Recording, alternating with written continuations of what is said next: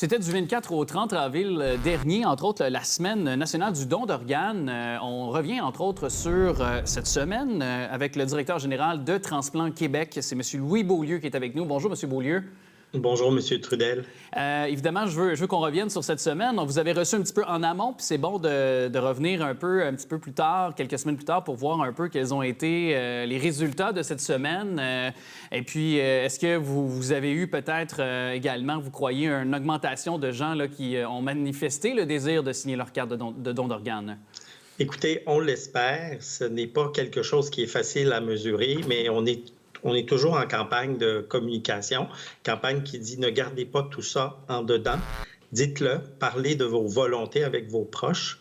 Donc, on a été présent dans pas mal toutes les régions du Québec avec cette campagne. Puis, on avait aussi organisé à l'intention des professionnels de la santé une conférence midi pour discuter du don d'organes et de la famille. Bien, en même temps, évidemment, c'est aussi, j'imagine, juste d'avoir plusieurs tribunes pour en parler, de rappeler les moyens, les mécanismes pour signer sa carte de don d'organes, de manifester des réflexions, des discussions auprès de proches. Déjà là, c'est une des missions de cette semaine-là, finalement. Là.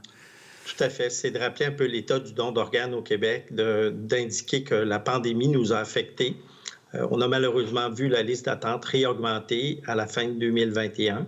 Là, elle semble être relativement stable. Donc, on parle de plus de 80 personnes et c'est des personnes de plus qui sont en attente. Donc, rappeler à la population toute l'importance de la conversation autour de ces volontés. Qu'est-ce que je veux, moi? Pourquoi? Parce que je sais que je pourrais peut-être sauver 8 vies à mon décès. Donc, c'est important pour moi qu'on respecte mes volontés. Oui, puis je regardais les statistiques que vous avez dévoilées dans justement cette semaine nationale de don d'organes. On disait plus de 70 % des Québécois sont défavorables au fait que la famille puisse avoir le dernier mot sur le don d'organes de leurs proches décédés. On disait aussi par la même occasion que près de 80 % jugent que la famille ne devrait pas aller finalement à l'encontre de la volonté des défunts aussi. On sait que ça peut devenir très sentimental, mais vous aviez aussi lancé et posé la question que la famille devrait-elle avoir le dernier mot? Est-ce qu'on doit aller en consultation publique là-dessus? Parce que c'est quand même un sujet qui s'avère national. Il y a la population qui, malheureusement, est vieillissante. Il y aura de plus en plus de décès dans les années à venir aussi. Est-ce qu'on doit mener une consultation publique, du moins plaider auprès du gouvernement pour avoir des résultats concrets là-dessus? Bien, en fait, on pense qu'on est mûr au Québec pour une conversation autour de tout ça. La famille ne devrait pas avoir le dernier mot, mais dans les faits, la famille, elle a besoin de soins aussi parce qu'elle perd un être cher de façon subite, elle est sous le choc. Donc, on pense qu'il serait bon de rediscuter toute cette question du consentement.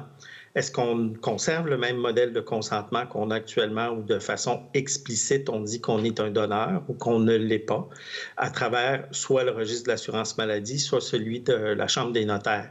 Est-ce qu'on doit aller vers un consentement où l'État, par effet de loi, décide que tout le monde est un donneur? Chose certaine, la famille va toujours être là et la famille, on doit aussi lui donner des soins. Ouais. Ce qu'on constate, c'est que quand les volontés ont été exprimées clairement et dites à des membres de la famille, en général, on respecte la volonté des proches. Ça permet, dans la situation de crise, de se rappeler qu'est-ce que Louis voulait au moment où il a parlé de ses volontés autour du don d'organes. Est-ce que lorsqu'il survient justement la possibilité d'un décès, de donner peut-être un rein, peu importe, donc les parties de son corps, qu'il a dûment signé sa carte ou autre, est-ce que les proches, les familles sont bien accompagnés? Est-ce que le délai entre... Parce que parfois, j'imagine que il y a peu d'heures pour décider aussi, de prendre la décision, de respecter la volonté ou non. Ça peut être, comme vous avez dit, des fois très difficile à prendre comme décision pour les proches, les familles qui sont là toujours en vie. Est-ce qu'il n'y a pas un soutien psychologique qui existe ou qui devrait exister dans les cas où il n'y en a pas?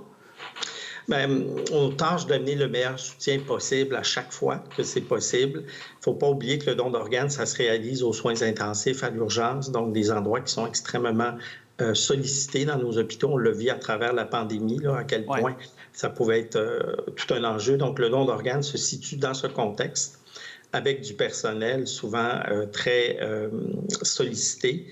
On a évidemment des ressources chez Transplant Québec. On cherche à accompagner les familles le mieux possible, mais pour les familles, au moment du décès, le don d'organes, ça veut aussi dire j'accepte que mon proche est décédé. Puis effectivement, c'est tout le temps une course contre la montre.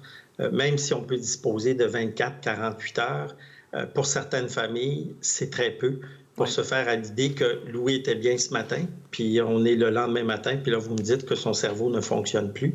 De là, encore une fois, l'importance de la conversation avec ses proches. Oui.